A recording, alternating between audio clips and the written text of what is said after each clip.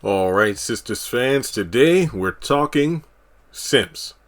And yeah, I could talk about it because I used to be one anyway. So, what does simp mean? Well, according to sources such as, Urban Dictionary, Preston should know about this one, it is when a male is overly submissive to a female and gains nothing from it. So overly submissive that other guys cringe and feel ashamed when seeing them. Other sources go so far as to say simp is slang for a person, typically a man, who is desperate for the attention and affection of someone else, typically a woman. And the dictionary Oxford simply says a simple or foolish person. Now, I'm not going to lie. Despite the success of the channel, my other social media, the fact that cast from not just this show but other shows value my opinion and look forward to my insight on my thoughts on a particular episode or character story, anything like that. There are days where I go, Jeremy, what are you doing with your life?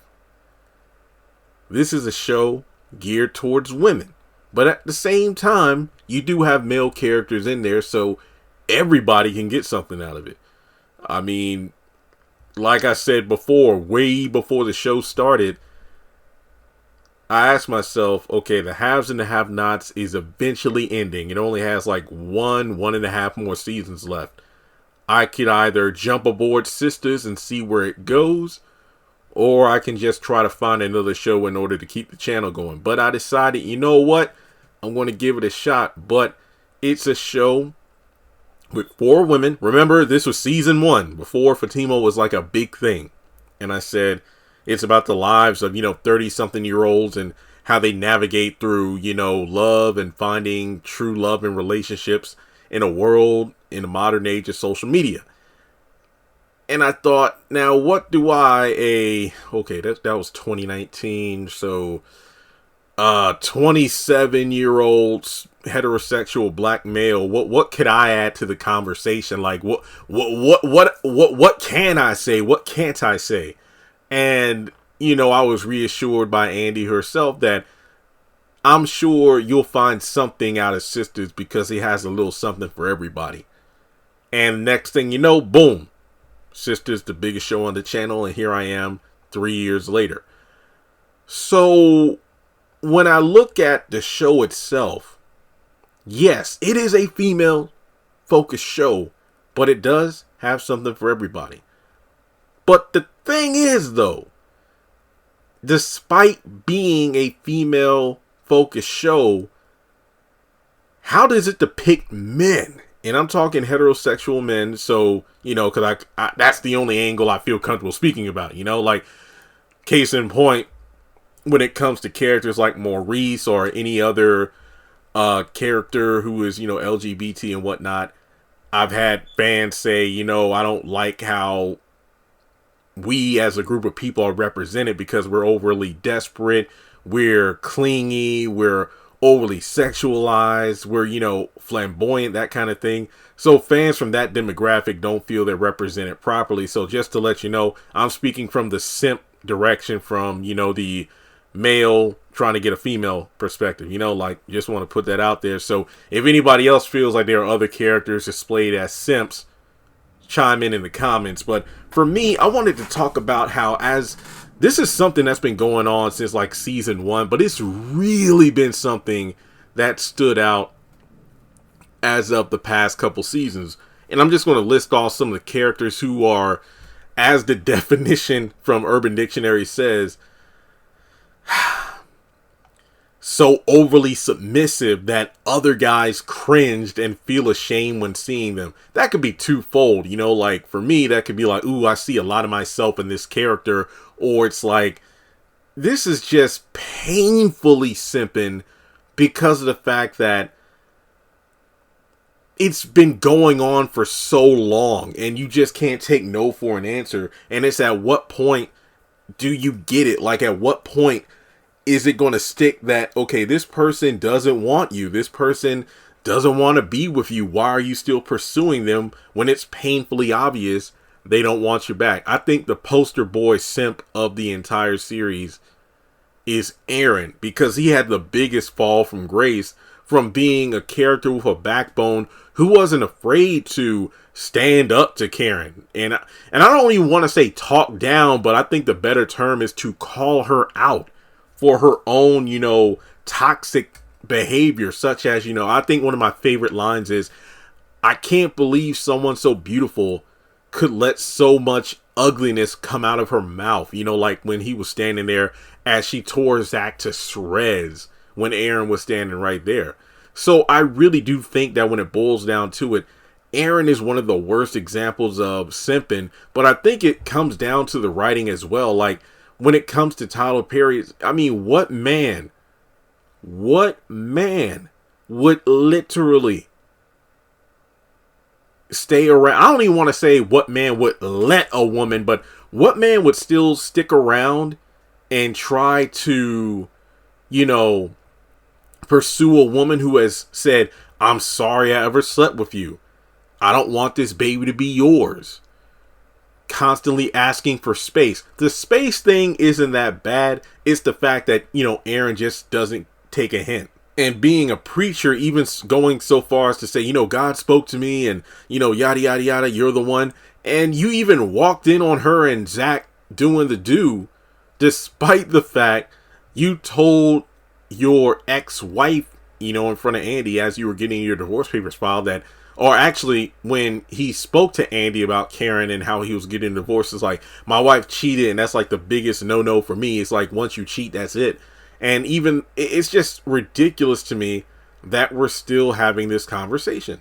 The fact that he's, I'm moving in. I'm going to take care of you. I'm going to love this baby even though it's not mine. Okay, that's not a slight towards Aaron, because there are men and women who both, love someone so much they'll accept the, children of another person because they love the other person that much. But it's just that it's just so painful to watch at times that you wonder, like, is this person even real? Now, another person to talk about is Robin, and the fact that Tyler just did this character so dirty, from the whole, him, I still don't think it was wrong for how he talked to Andy. I think what was wrong was when he did it, because he's the kind of person that you expect to have every box checked, every D crossed, every I dotted. But he went off on Andy based on an email which he didn't even know where it came from. Once, you would think he would like source the email to find what server it came from, because, I know it came from the company, but what employee sent it to me? And as soon as it was Hayden, it's kind of like, first of all, you wouldn't trust Hayden from the get-go. And then, you even question him. But even though, Hayden said it's true, you asked a question to Harris. And then the thing is, even though you asked if Andy had relations with a janitor, she never really answered it because you just blew up at her. And then from there, it's like, I feel like Tyler had that story disjointed. Like, for whatever reason, he had to make Robin a jerk. That way he would crawl back begging for forgiveness. But what man would loan a woman $1.5 million? They're not together. They're not dating. What the hell? Seriously. It makes no sense. It doesn't. And it's just like, who are we supposed to root for in these scenarios? Because anytime these men are simping, it pretty much is like a get out of hole free card for the women. They're able to just do whatever. And it's just, who are the heroes of this show? That's what I'm asking. Who are the heroes?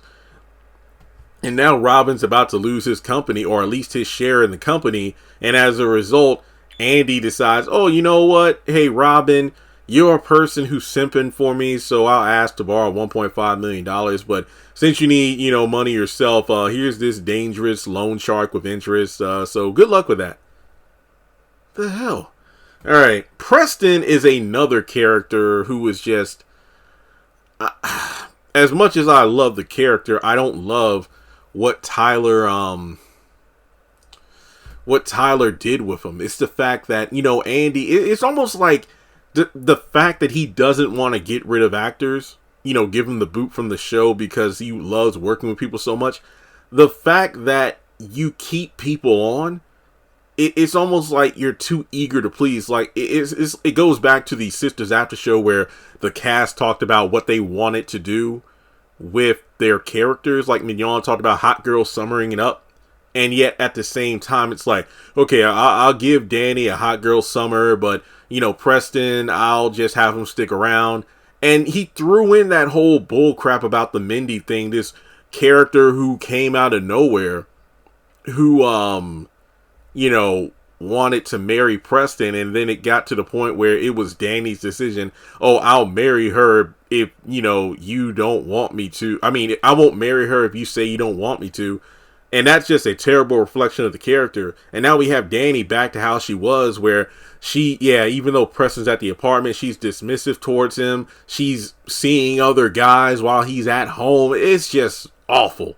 Let's not even talk about the Jonah thing. I just don't even want to go there. And now in this upcoming episode tonight, we got Preston going so far as to say, hey, I want to marry you. And I want you to marry me. And it's like, Preston, for what? Destin used to be the it thing of the show in late season 1 into a good chunk of season 2. Zach and Fatima, yeah, they had their steamy shower sex and whatnot. But I'm talking like in terms of okay, we saw these characters grow and whatnot. It was Danny and Preston, and then out of nowhere, Danny started moving funny, dismissive towards Preston, and then it got to the point where she didn't care. She wasn't able to communicate her feelings, just to say, I don't like having you around, despite the fact that you were the one that invited him to stay with you. So it's just ridiculous to me how we still have this situation where Preston is just supposed to sit there and accept whatever bull crap Danny throws at him and say, hey, I want to marry you. So from there we got, even though I did a video theorizing this, it's the fact that we have Bio. And even though it hasn't been confirmed, I'm just like, here we go. Bet money Sabrina is going to ask Bio to loan her the money or, bail Maurice out of jail, because we don't know how much the bail is going to be. I don't know if it's going to be one of those things where it's $3 million or more like it was for Sabrina, because that John Williams wants Sabrina so badly that he will probably set bail at an impossible amount. That way no one can afford it, and Maurice would have to, turn traitor on Sabrina in order to get out of jail. And in the last episode, she's like, hey, Bio, I'll call you. Then as soon as he left, she told Calvin, I'm not going to call, basically meaning that, he's getting the cold shoulder. Not to mention, she didn't even say why she, didn't answer the calls and wasn't around when he came by a couple times. So, yeah, Bio has no idea she was arrested. So why the hell would Bio, get somebody out of jail who he doesn't even know? And if it's his way in order to get close to Sabrina, okay, that's ridiculous. Can you imagine that? Somebody you kind of like, it's like, we went out on a couple of dates or whatever, and I want to get on their good side, and they ask me a favor. Hey, can I borrow like $10,000 to bail a friend of mine out of jail? Do you know how damn ridiculous that sounds? And like I said, I can't be too hard on it because it hasn't happened yet, and we don't know if it's going to happen. But at the same time, look at what happened with Robin and Andy. It could definitely happen. I could see it now. We're at the penthouse, and Sabrina explains the situation to Andy about Maurice, and she basically says, hey, I can't because I've exhausted everything to get you out of jail, Sabrina. That cost $3 million. And then I could see Danny being like, what about that prince? I could see something like that going down. And if Bio does it, shame on him. All right. From there, we have, I don't even know if I should say Calvin, because this entire thing with him and Sabrina is just a mess. But he offered to, put up 20 grand to get Sabrina out of jail. So there's that. But this was at the time before he knew it was 3 million, and he knew it was some shady stuff going down. But yeah, he didn't want to see either Maurice or Sabrina go down for this stupid Q crap. So I mean, I wouldn't call that simping, but at the same time, I don't even know how to describe that storyline anymore. So I'm just going to move on. Gary, I wouldn't call Gary a simp. I would call that just bullshit. You know, the whole thing about spending millions to get Andy, like with the penthouse, the car, the clothes and everything. That's just his own ego, and he doesn't want to lose. Andy ain't nothing but a prize to him. So like I said, that's not simping. That's just manipulation and control. Hayden, he's just a creep and a person who doesn't like to accept when he can't have something that he feels belongs to him. So I wouldn't call him simp. Even though the whole Tamara storyline, we could possibly see that leading to him being a simp. But like I said, you know, that's a storyline that hasn't really developed yet. And I think that's about it. I mean, you could argue that Zach is a simp, but at the same time, I feel like it's a bit of overcompensation because he's found a good thing in Fatima and he doesn't want to let it go. So he's throwing everything at her. Here's a new car, move into my new house, let's get engaged. So look, I don't want to go too far into it, but I remember I was reading an article about Boy Meets World, I think last week, about the show, and there was even a video. I didn't watch the entire thing, but it was like over an hour long. There's this girl on YouTube. She talks Disney. She does, like, you know how I do in-depth stuff about the Tyler Perry stuff. She does in-depth stuff about Disney. And this popped up in my recommended. It was like exploring and breaking down the toxic relationship of Corey and Topanga. And I remember like a few years ago, somebody talked about this online about how Sean and Angela were the real it couple of Boy Meets World, but everybody tried to make it seem like Corey and Topanga were it. And I was like, wow, that's actually true. But in any case, I only watched like the last half of the video. Long story short, they were like, after, you know, high school and they went to college and whatnot, in the last couple seasons of Boy Meets World, Corey was nothing more than, you know, the biggest Topanga stan. He was a simp. And I'm like, yeah, all he did was complain about not being able to get some with Topanga and stuff like that, and they got married and whatnot. And that's kind of like how Zach is, where he's the biggest Fatima fan, and you know, he's eager to please. And yeah, I mean, yeah, in a way he is a kind of a simp, a little bit. But that's really about it. I think as a man, I would like to see more masculinity from the men in terms of being able to stand up to these women, not being afraid to call them out, and just not being walked all over. And yes, again, I know the show is called Sistas. It isn't called Men. There's a show called Bruh. But even still, the women on there are just villains. Yes, I have not reviewed the last, episode 16 through... What episode came on last week? 19 or 20? I have watched them all. I did. It's just the fact that when I look at season 3, and even, seasons 1 and 2, the women are the bad guys in that show. I mean, they just do everything they can to make the men's lives miserable. That's not to say the men are perfect. No. But I think what really is the differing factor of that show is that the men really aren't simping on that show. It's just kind of bad writing in places. But on Sistas, I think the men are just... Remember Kyle Barker. T.C. Carson, I believe is the actor's name. He was on, I think, Vlad... Was he on Vlad TV? I know he was on Comedy Hype, and he did an interview. And he talked about how, when it came to the writers of Living Single, Overton and Kyle at the beginning, and I remember watching the first few episodes of season 1, and I'm like, yeah, that's right. In the first few episodes, originally, in terms of the character, Overton and Kyle were both meant to be the, comedic relief buffoons. They weren't meant to have, full-fledged characters. But then Kyle, or TC told the writers, no, we're not doing that. I mean, we want to make all the characters competent in their own way. Of course, Sinclair and Overton were both the bubbly, airheaded, comedic relief of the group. But everybody had their own comedic flair. Everybody had their serious moments. But if you go back to those first couple episodes, Overton and Kyle were the buffoons.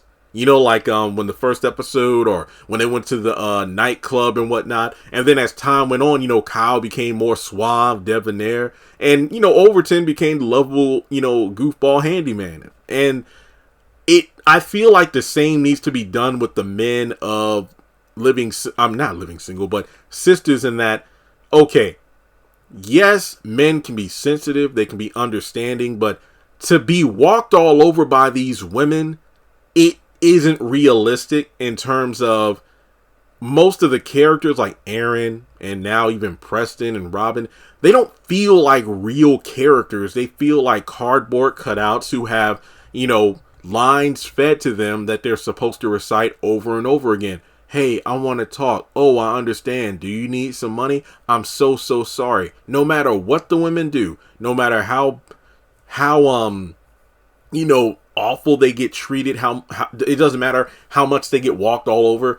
I want the men to be men and like stand up to these women, to call them out on their bullshit, because if not, we're just going to be getting more and more and more of the same. So all that's to say, simping ain't pimping. Let me know your thoughts in the comment section below. Like and subscribe, and I'll catch you in the next one.